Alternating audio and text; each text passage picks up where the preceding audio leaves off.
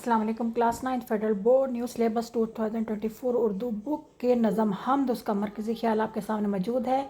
اللہ تعالیٰ اس کائنات کا خالق و مالک ہے، دنیا کا نظام اسی کی حکمت سے رواں دواں ہے۔ انسان اختیارات کی حد بندی اور زندگی اور موت پر اس کی دسترس ہے۔ وہی اس دنیا میں عزت اور ذلت دینے والا ہے، وہی ہماری نیتوں سے واقف ہے، وہی ہمارے اعمال کا فیصلہ کرے گا۔ خلاصہ ہے، اللہ تعالیٰ اس کائنات کا نظام نہایت احسن انداز سے چلا آ رہا ہے۔ وہ نظر نہیں آتا مگر کائنات کی ہر چیز میں اس کی قدرت کے جلوے نظر آتے ہیں۔ اللہ تعالیٰ کی کامل کارگری دکھتی ہے تو منظم انداز سے رات دن کا بدلنا دیکھو۔ کائنات کی ہر ایک چیز اللہ تعالیٰ کے حکم سے اپنے مقررہ مدار میں چل رہی ہے۔ اللہ تعالیٰ کی ذات ایسی نہیں ہے کہ اسے بتوں میں تلاش کیا جائے، بلکہ وہ سب چیزوں کا خالق ہے۔ کائنات میں اللہ تعالیٰ کے حکم کے بغیر ایک پتا بھی حرکت نہیں کر سکتا۔ بے شک اللہ تعالیٰ ہماری نیتوں سے خوب واقف ہے اور عزت اور ذلت اسی کے ہاتھ میں ہے۔ جسے چاہے